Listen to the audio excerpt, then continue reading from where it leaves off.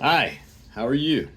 I'm going to read a little book here called Travelers All by Irma E. Weber. This is all about plants. And let's see what Ms. Weber has to tell us. Get started with this first page here. Do you know that plants are travelers too? Most plants stay in the same spot from the time they begin to grow until they die. But the next season, you find many of them growing in new places. How did they travel to their new homes? Here's some cattails here. Cattails grow in ditches and marshes and swamps. And in the autumn, in the wetlands, they break off and the fluffy seeds go flying. Now, some plants travel by land. The poppy has a seed pod which opens near the top, and when the wind blows, the pod is tipped or shaken and the seeds fall to the ground. Right where they fall, some of those seeds will grow into new poppy plants. Poppies are pretty. They come in all different colors. There's red, orange, yellow, blue. I've even seen white ones. And look how small those seeds are. You can fit so many of them in your hand and put them in your garden, in your yard. They usually have poppy seeds for sale at the dollar store along with other seeds. Now, the seeds of the wild oat can wiggle or jump along the ground. They have curly tails when they're dry, and when it rains, their tails straighten out. When the sun dries them, and they curl up again. Each time the tails change shape, the seeds wiggle and jump a little way along the ground, so they go away from their parents a little bit. So let's see what the parents look like. You've seen that grass, I'm sure. I know it grows so many places. And here's when it's wet, soggy. And here's when it's dry.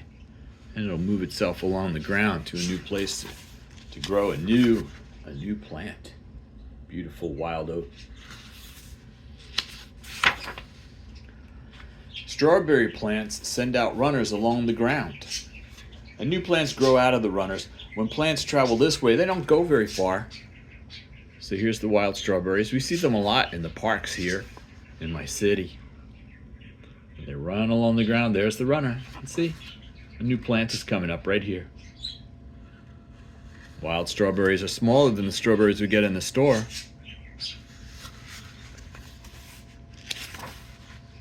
Heavy fruits like apples drop to the ground. Unless I'm around, then I'll be eating them up. Sometimes they stay right under the tree. Sometimes they bounce or roll away. And the seeds start to grow quite a distance from the tree. You ever hear that saying? The fruit doesn't fall far from the tree, the apple doesn't fall far from the tree. Well, sometimes after it falls down here, this fruit didn't fall far from the tree, but these apples, look what happened to them. Boing, boing, boing, boing, boing, boing.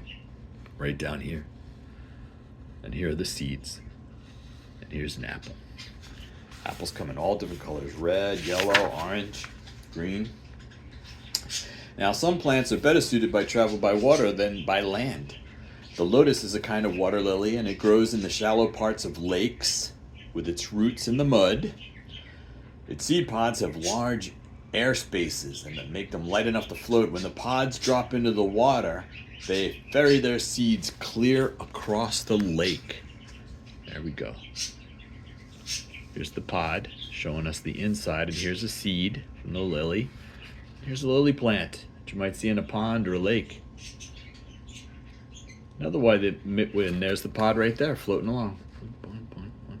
Little water thing going on there.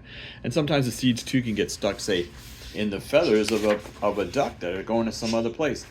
Now, coconuts are sometimes water travelers. Yep, coconuts from the coconut palm tree. When coconut palms grow along the ocean shore, some of the nuts or seeds drop right into the water. Plunk. A thick, fibrous husk covers the nut, and it's like a life belt that keeps it afloat. Sometimes coconuts make long, stormy voyages across the ocean, and that's why coconuts are found all around the world, on islands all around the world. And see, here's the coconut palm, and here's some coconuts, and here's one falling down. And here's one that fell in the water. Splash. It could float all the way over the horizon to another island, or would grow another coconut palm. Many plants travel by air. Their seeds whirl, float, fly, or shoot through the air. Violas are a kind of pansy. They shoot their seeds through the air. Their seed pods dry and shrink in the sun, and this squeezes the seeds and shoots them out one by one. Isn't that amazing? I'd like to see that under a microscope. So here's the flower around here. Here's the seed pod, and when they dry out, they don't actually make that sound, but they might, you know. And here it is, the viola, purple and yellow seed, type of pansy. And here are the seeds going out, and they fall down on the ground and grow up into this beautiful plant with these lovely flowers on them that the bees like. I've seen butterflies pop by them too. The wind breaks off dry tumbleweeds close to the ground. Then it whirls them through the air or rolls them like balls across open fields. Tumbleweeds may travel for miles before they get caught on a fence or a tree or rocks or boulders. All along the way, seeds fall from their hiding places between the stems and little spiny leaves. So let's take a look at where they're falling from. So here's one of the stems, right? And here are the tiny seeds, and here they are held right here. And here's the tumbleweed. Tumbleweeds are common out west in the United States, Utah, Arizona, Wyoming, Texas, of course. And they occur in other parts of the United States as well, like North Carolina, and you may see some other places where they've been transplanted and showed up. Now, toadstools travel long distances by air. Instead of seeds, they have spores which are so small we can't see them without a microscope. Hundreds of spores are formed on the underside of the umbrella-like part of a toadstool, and these tiny spores are blown about by the wind like specks of dust. So a toadstool, it's a mushroom toadstool. Don't eat those. But this is how they reproduce. Little tiny seeds that you have to use a magnifying glass to see the tiny seeds of the toadstool.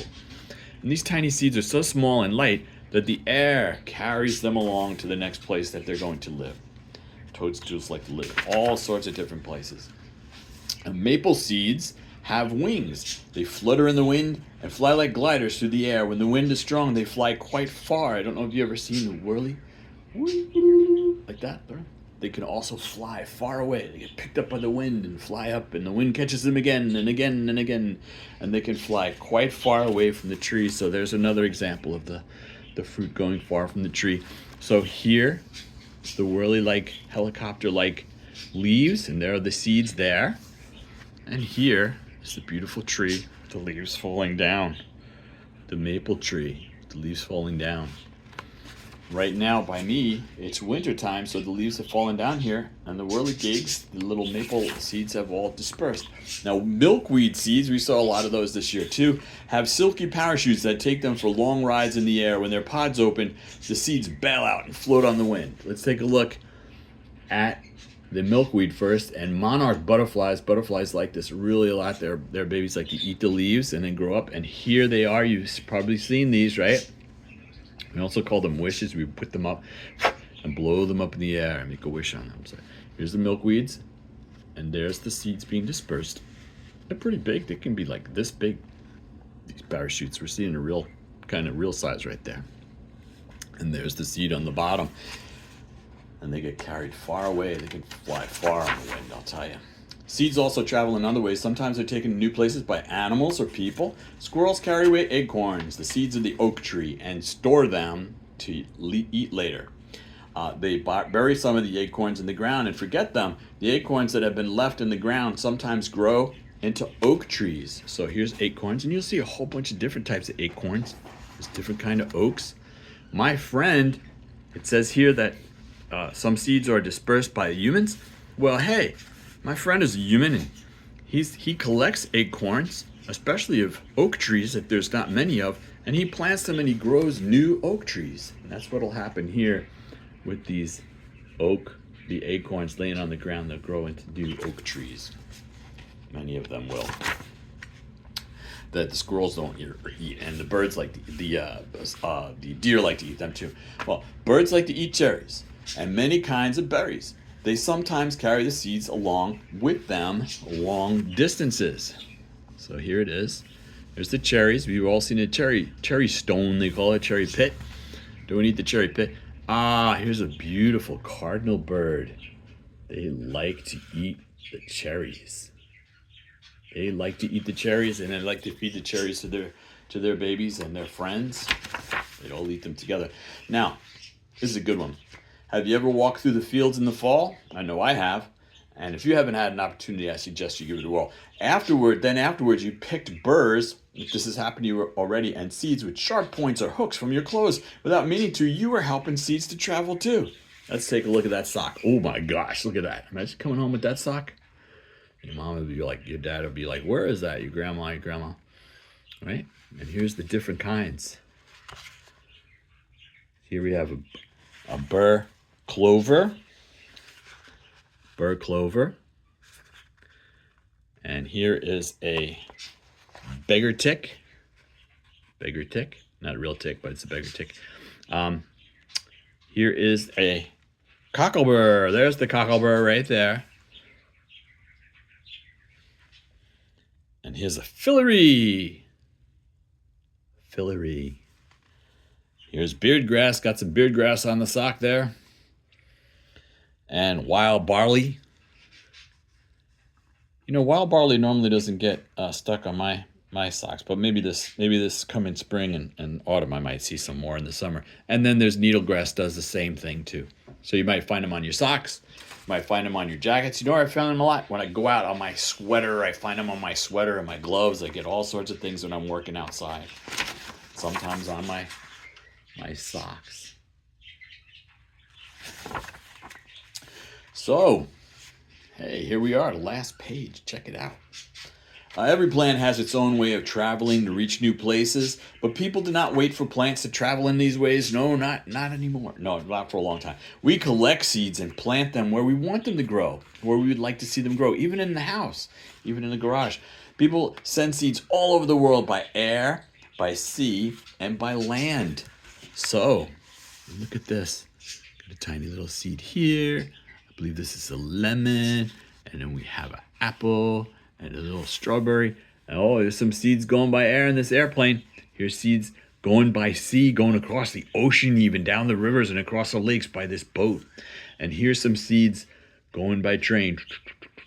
I love trains. Look at that. They even have a caboose. This is a fully functional seed delivering train right here.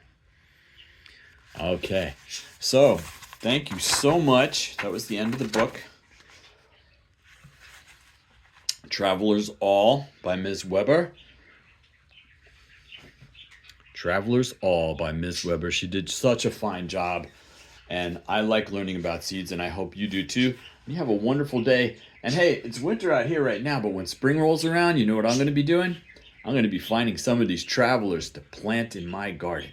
Thank you. Bye-bye.